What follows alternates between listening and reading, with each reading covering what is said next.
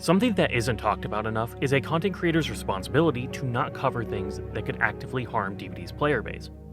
Now obviously once the cat's out of the bag, so to speak, I personally think it's fine to cover it and raise awareness for the problem so it can get fixed. But with a game like DBD, where balance can really only be achieved by mass ignorance on the strongest strategies, I think content creators have to be especially responsible with what they post. Which is why I waited until the event ended to talk about these issues, and it absolutely had nothing to do with me going through a several day long crippling dramaturgy and Houndmaster addiction.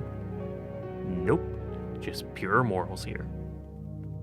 Jokes aside, I'm releasing this video so hopefully these issues can be fixed the next time the event comes around, because as somebody who's been advocating for more vertical gameplay in DBD ever since the infamous rock climbing update, I love the idea of the Void and found looping in it super fun. But these oversights could seriously ruin the event if they're still present in 2025. I don't want to address bugs in this too much, as most people have already talked about the important ones and they'll surely be fixed by the next go around anyways. But I do really have to talk about the bug with smokes that causes a survivor to permanently lose their scratch marks for the rest of the match after they drop one. It's not fun to play against and can end up being incredibly frustrating, since if you're unlucky, the entire survivor team can stop leaving scratches for the rest of the game, and that is miserable. I don't think I need to explain why that is so miserable to play, because I had that happen to me once and I felt like I was losing my mind until I realized what was happening. Anyways, moving on to the actual oversights in the design, we need to talk about the Void, or more specifically, the portals into the Void, as they're the first real design problem that I want to highlight. After playing a lot of the event, I've developed the opinion that you should not automatically enter the Void after opening the portal. Which may sound odd, but as it currently is, there are two problems that come from the current mechanics of the portal. First off is that you can 99 creating a portal, allowing you to run up to it and instantaneously jump into the Void before the killer can react. Like here, watch this clip of me running into a 99 portal to see how fast it is. Did you blink and miss the Michaela entering the portal because you weren't expecting it? Yeah, me too. This instant teleport especially screws over killers like Leatherface and Blight, who get locked into their power for a set amount of time and cannot enter the Void until they cancel their power and go through cooldown. Dash killers can also be baited fairly easily with this tactic, buying the survivor more time as the killer goes crashing into the nothingness. Changing this mechanic would also allow killers to dump their Void energy at a portal without having to spend the extra time re-exiting the Void. As it is right now, outside of one specific strategy that we'll talk about later, interacting with the event in any way is almost always a massive net negative for the killer because of how long it takes to enter the Void, down someone, hook them, get your skulls, and then leave the Void again. And as an addendum to that last point, I'd like for the portals to not spawn inside Killer Shack, because a 99 portal in Shack is hellish to deal with, and basically acts as a second god palette. And even when the portal is open, if it's the portal that can spawn in Shack doorway, it makes Shack very frustrating to face, since anytime you turn the corner, all you get is a face full of blue, limiting your ability to react to the survivor's action. That being said, I don't want the opacity of the portal to be changed at all, as I think just hiding inside the portals without entering them is a super fun interaction on the survivor side.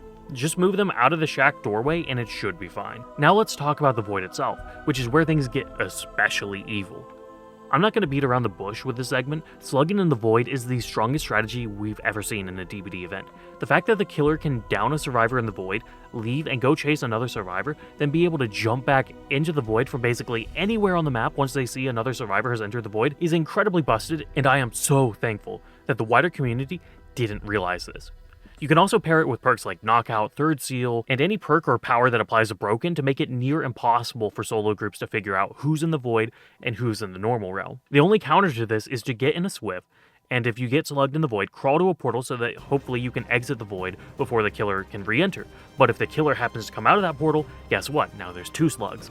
I'm also going to single out Pinhead in this section, since he's able to lock survivors in the Void almost permanently, since his chains override the portal interaction.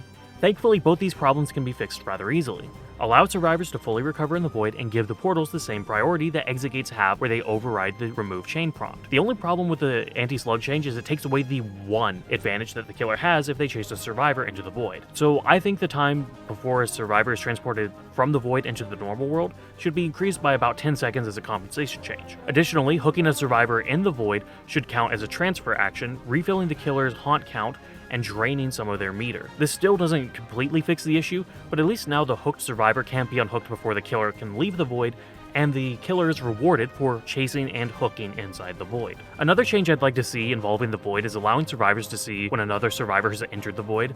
I don't know why they can't unless the survivor is injured, as it only amplifies the void problems for solo queue players. And really, it doesn't make sense to me why it's not on the HUD after we're getting so many improvements in the HUD to make solo queue closer to Swift in these past few years. Also, I'm going to talk about the event powers themselves really briefly, because I know most people dislike the skulls and smoke bombs, but personally, I think they're mostly fine as is. The whole point of these new events, having a separate queue from normal, is so that behavior can go crazy with these events, and add all kinds of silly and wacky stuff that isn't balanced. However, if the skulls applied a brief hindrance to the killer after use, I wouldn't complain too much, as they can be a bit of a free down from time to time. All in all, I still really like this event. It was a lot of fun, there was a lot of cool things that you could do with it. The Void offered so many new strategies for both killer and survivor when done right, and I really hope that these issues get fixed before the next iteration, because this event will be unplayable next year if they're not. Anyways, with all that said, happy hunting.